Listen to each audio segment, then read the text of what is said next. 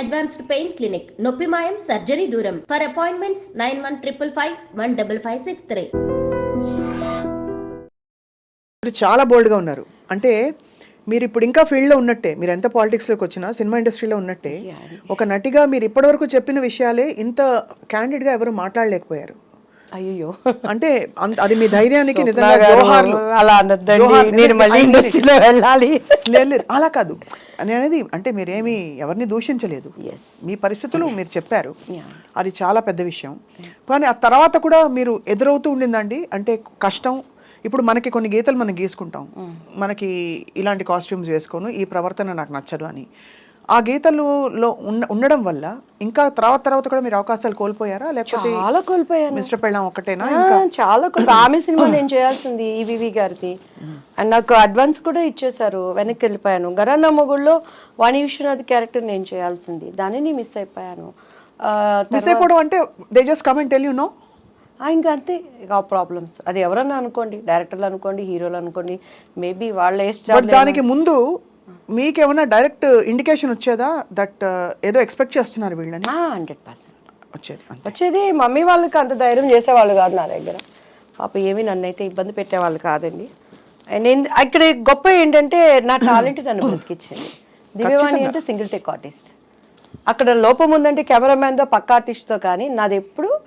And ఎందుకంటే అంత dedicate మైండ్గా dialogues కానీ డ్యాన్స్ కానీ, నాకు లాంగ్వేజ్ తెలియకపోయినా కూడాను డెడికేట్ మైండ్తో నేను ఏది ఉన్నా కూడానండి, ఈవెన్ దేవుడి పని కానీ, ఇప్పుడు సంబంధం లేకుండా రియల్ ఎస్టేట్ అనేది నేర్చుకుంటున్నాను ఇక్కడ. కొంతమంది మన దాంట్లో కూడా డెడికేట్ మైండ్తో చేస్తాను, పొద్దున్న లేస్తే దాని మీదే వర్కౌట్ చేస్తాను.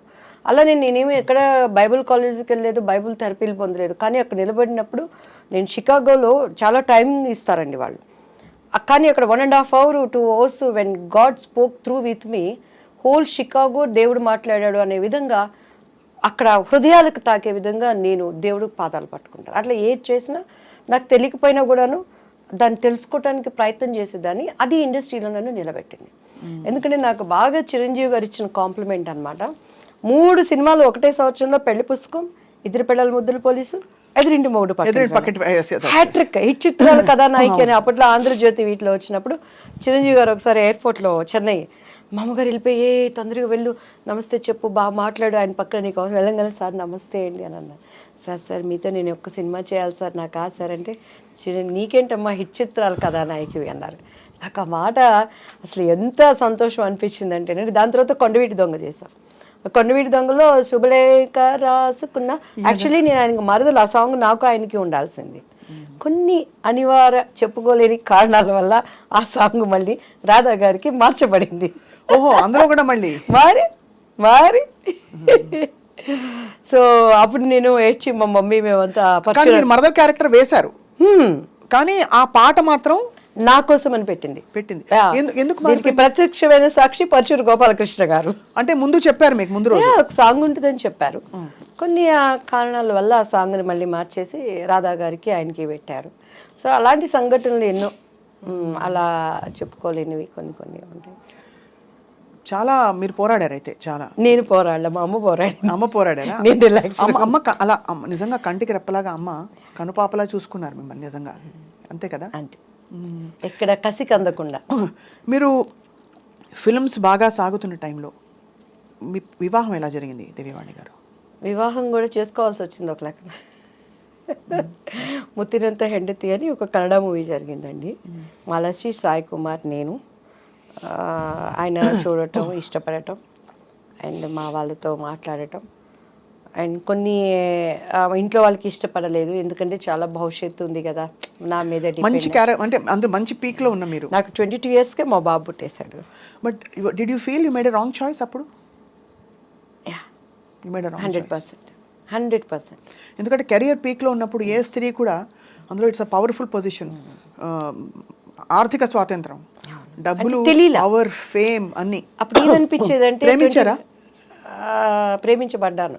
ఓకే, సో అందరి జీవితాల్లో అవుతాయండి. సో ఇట్స్ లైక్ ప్రేమ అంటే మనకు తెలియదు, అంత సీన్ లేదు మన ఫేస్లకి.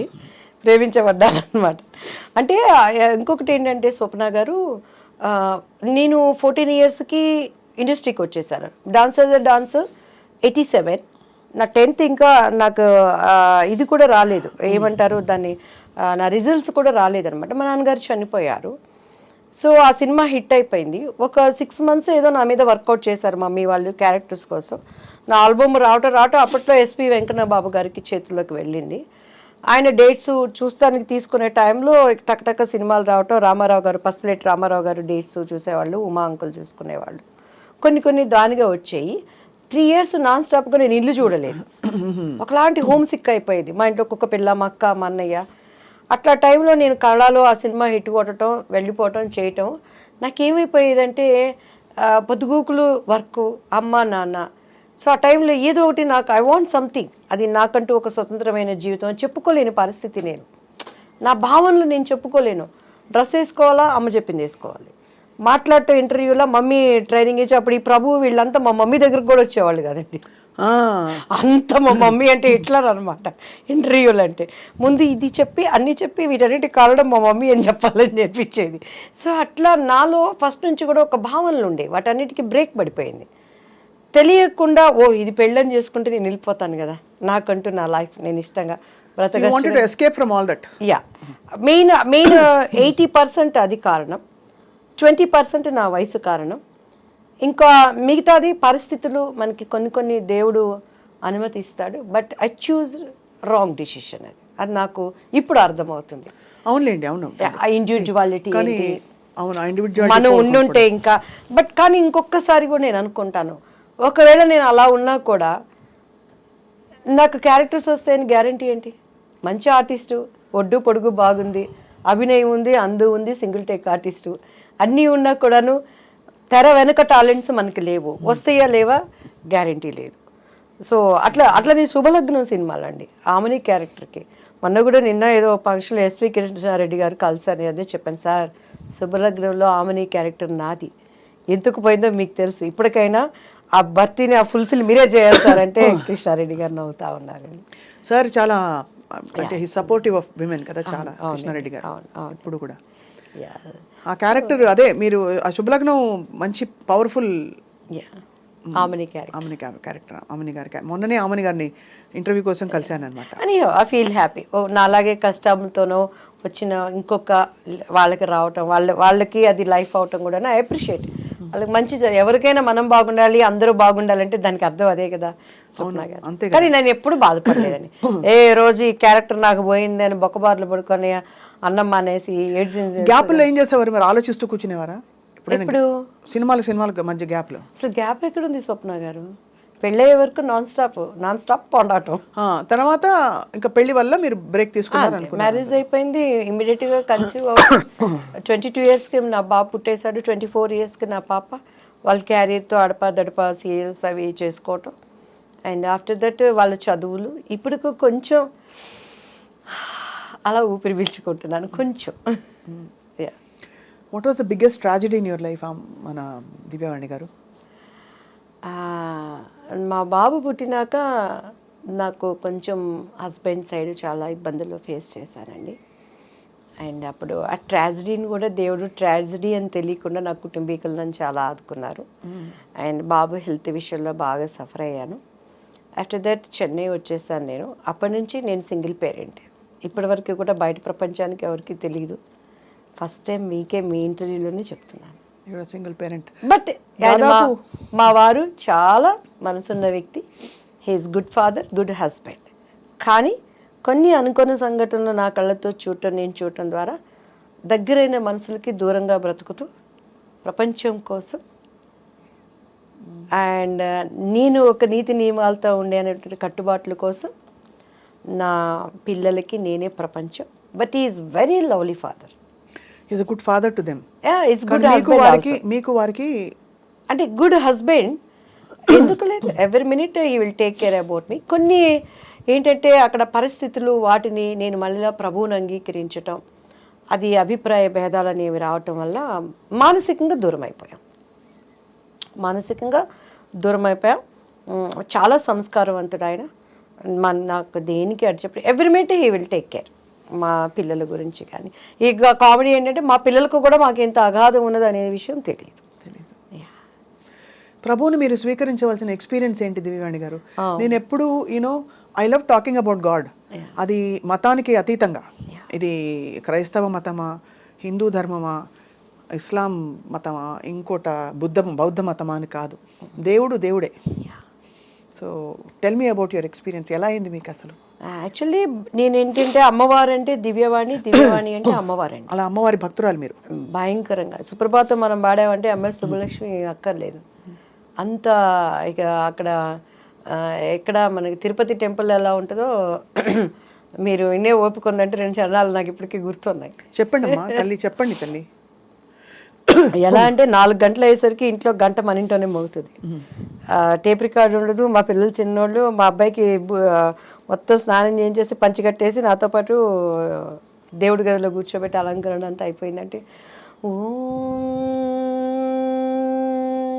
కౌసల్యా సుప్రజా రామ పూర్వ సంధ్యా ప్రవర్తతే ఉత్తిష్ట నరశార్దూల కర్తవ్యం దైవమాన్నికం ఉత్తిష్టో ఉత్తిష్ట గోవింద ఉత్తిష్ట గరుడధ్వజా ఉత్తిష్ట కమలాకాంత త్రైలోక్యం మంగళం కురు మాతః సమస్త జగతాం మధుకైటభారే వక్షో విహారిణి మనోహర దివ్యమూర్తే శ్రీస్వామి నిశ్చిత జనప్రియదానశీలే శ్రీవేంకటేశ దయతే తవ సుప్రభాతం తవ సుప్రభాతమరవిందలోచనే భవతు ప్రసన్నముఖచంద్రమండలే విధిశేంకరేంద్ర వనితాభిరర్చితే వృషశైలనాద దయతే దయానిదే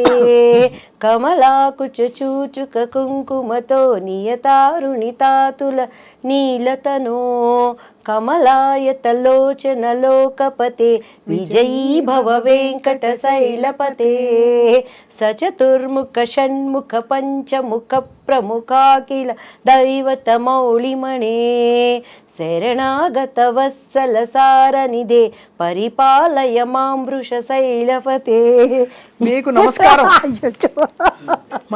అసలు దేవాది దేవుడికి సమస్త మహిమ మనకి ఎంత ఎంత చక్కగా, అంటే ఎన్నిసార్లు వినుంటే మీకు అలా వచ్చిందో అర్థం అవుతుంది మీ ఇంటి వాతావరణం ఎలా ఉండేదని చెప్పి.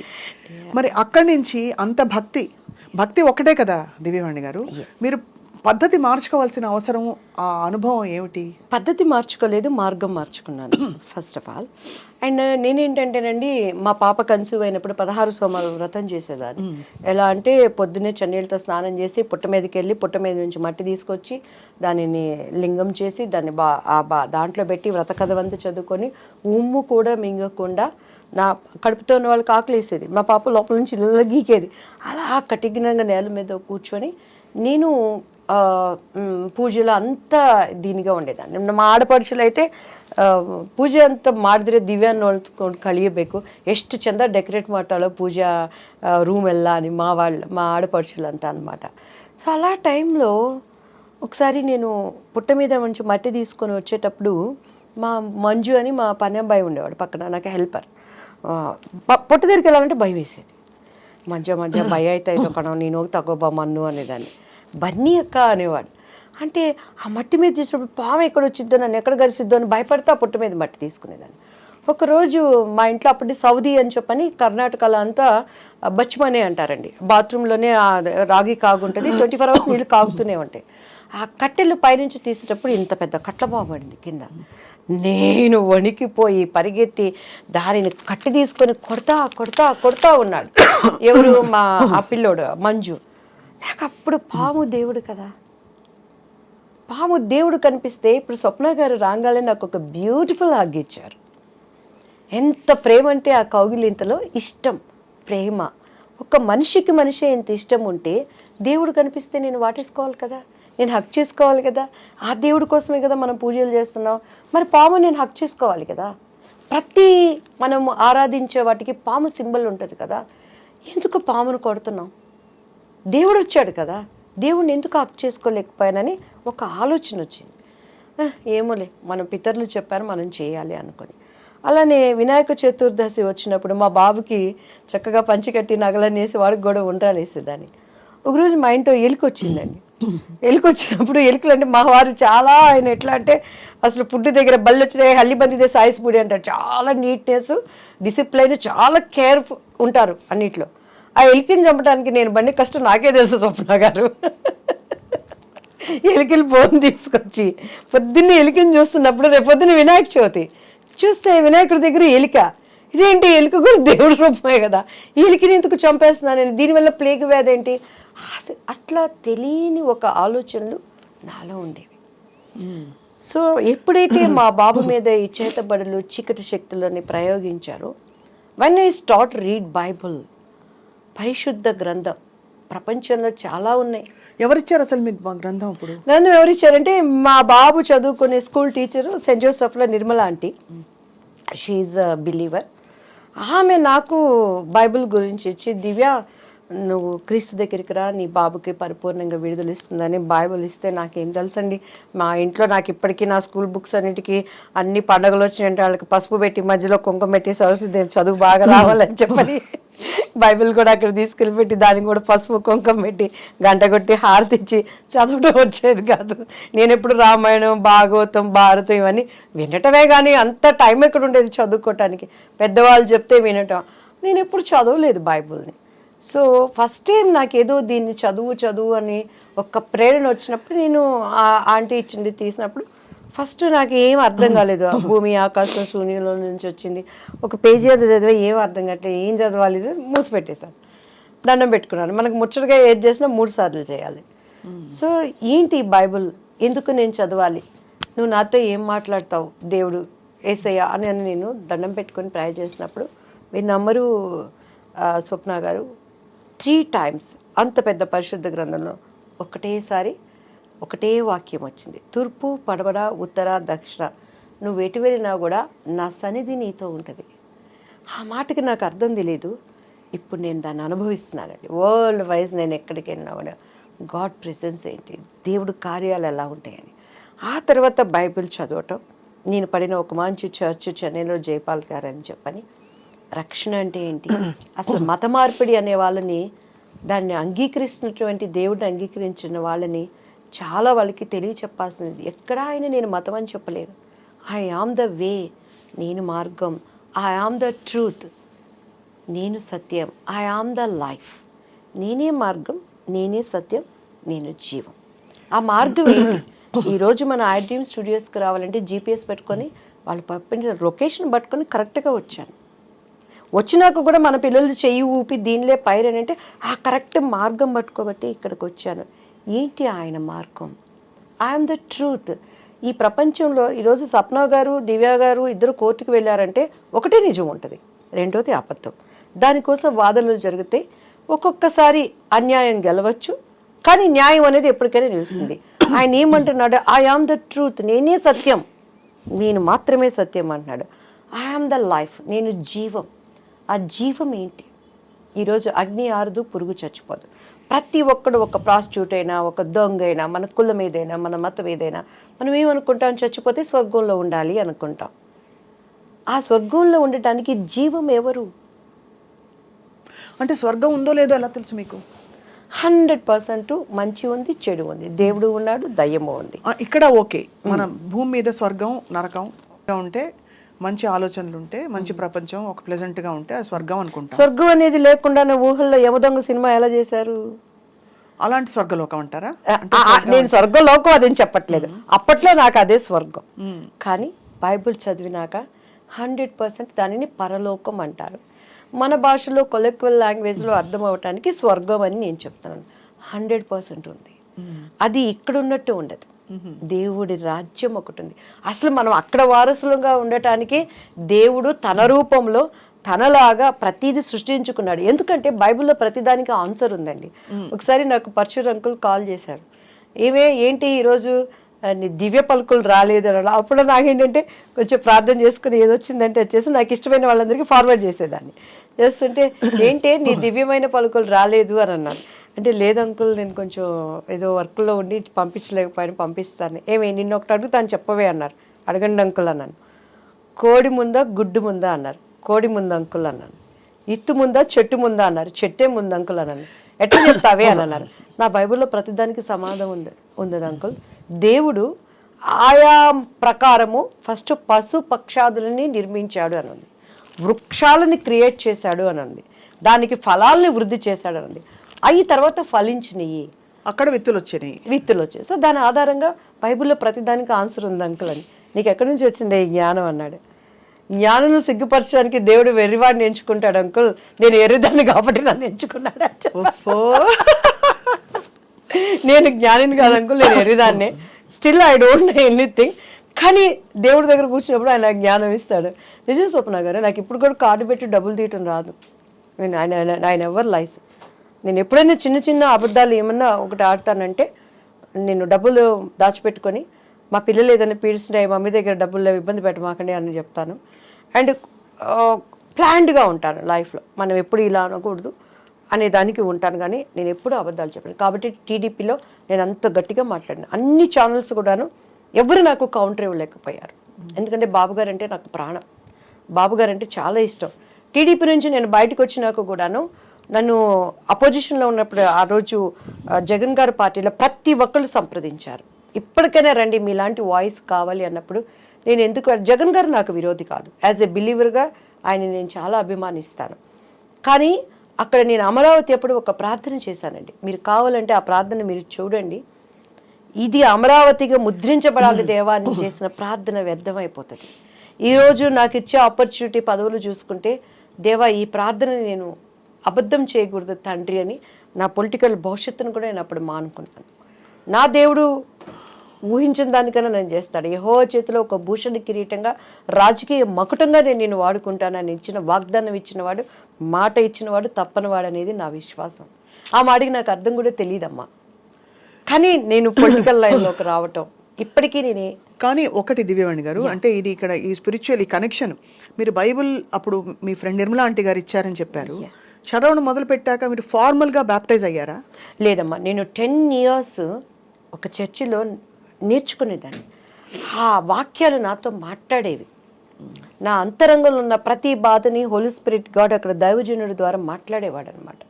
నేను ఇక్కడ ఏదనుకుంటే అక్కడ అది దానికి అర్థం వస్తూ ఉండేదన్నమాట. అప్పుడు మీ వారికి నచ్చలేదా? నచ్చలేదంటే కొన్ని అభిప్రాయ భేదాలు వచ్చినాయి. అంటే సహజం కదా, ఇప్పుడు ఒక మార్గంలో ఒకళ్ళు ఉండి అందులో ఇలాంటివి ఇంటికి ఒకటే ఉండాలని అంటారు, ఒక పద్ధతిలో ఉండాలి భార్యాభర్తలని.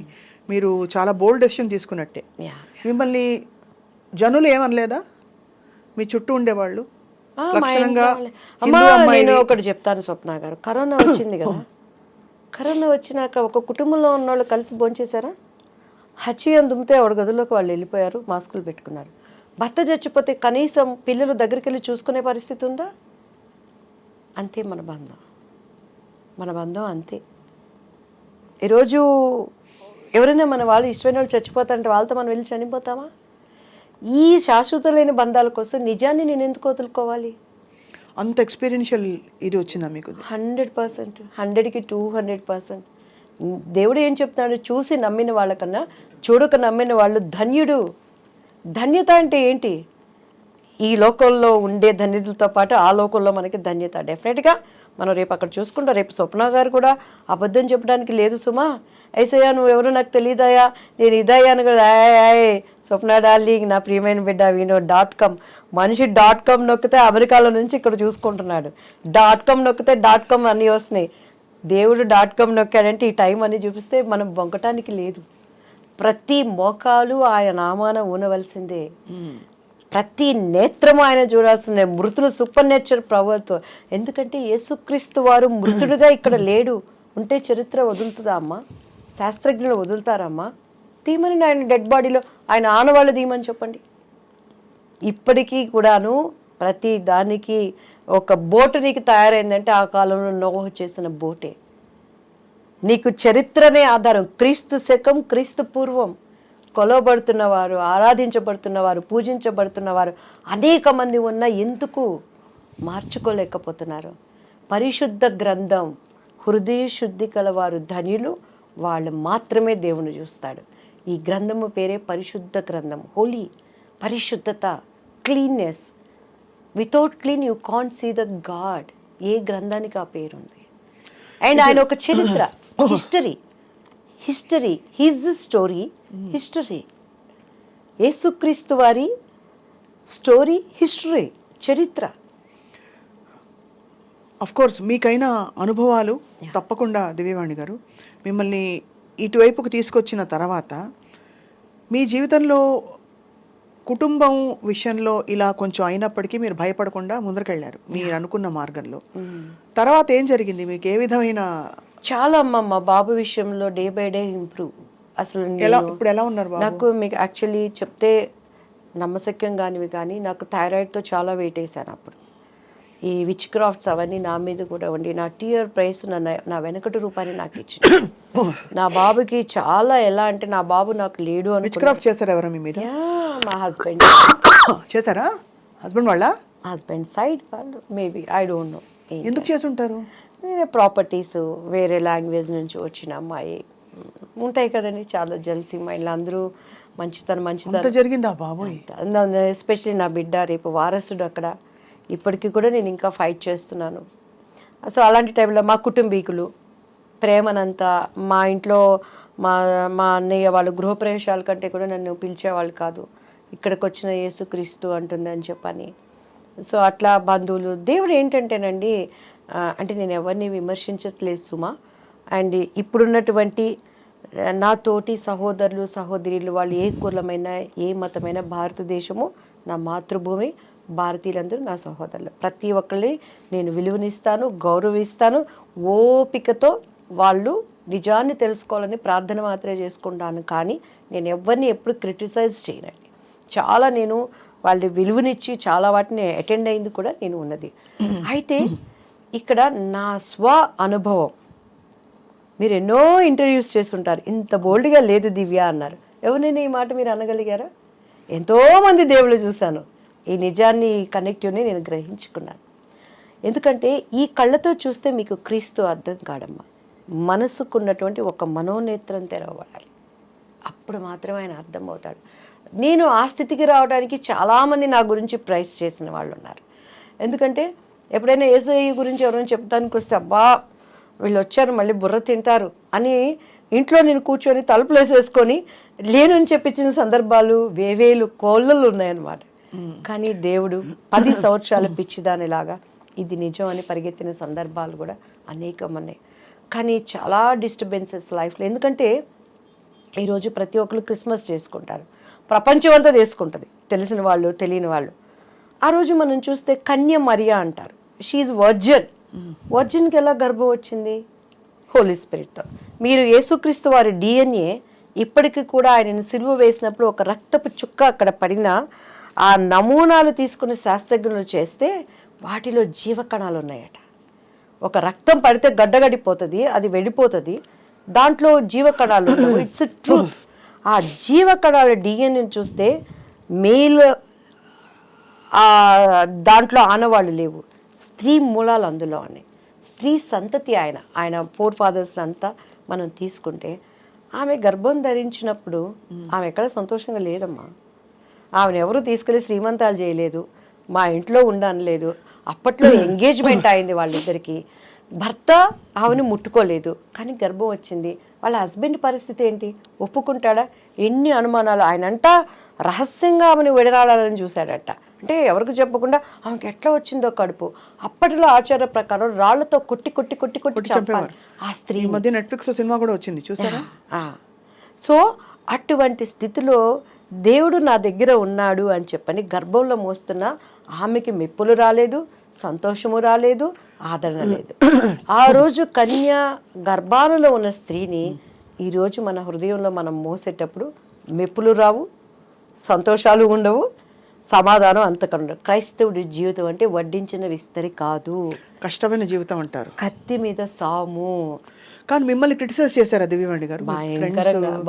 సినిమా ఇండస్ట్రీ సభ్యులు. కానీ దేవుని మహాకృపమ్మ, టీడీపీ పార్టీలో ప్రతి ఒక్కళ్ళు నా దగ్గరకు వచ్చి ప్రార్థన చేయించుకునేవాళ్ళు. అది ఓకే అంటే అలా చేయించుకోవడం, బట్ క్రిటిసైజ్ ఏమో నా ముందుకు వచ్చి ఎవరు చేయరు కదమ్మా స్వప్న గారు, నా ముందుకు వచ్చి ఎవరు చేయరు. నా కుటుంబీకులు అనేవాళ్ళు, నువ్వంతా ఓవర్ చేస్తున్నావు, అతి చేస్తున్నావు, నీకు ఎందుకే అని చెప్పనేవాళ్ళు. ఏంది అతి? లవ్ చేసుకునే మెసేజ్లు పంపించుకునేటప్పుడు అతి లేదు, తినటానికి అతి లేదు, సంపాదనకు అతి లేదు, అక్రమంగా పోవడానికి అతి లేదు. దేవుడి దగ్గర అతి ఏంటి? నాకు ఇష్టమైంది నన్ను వదిలేయండి అనేదాన్ని.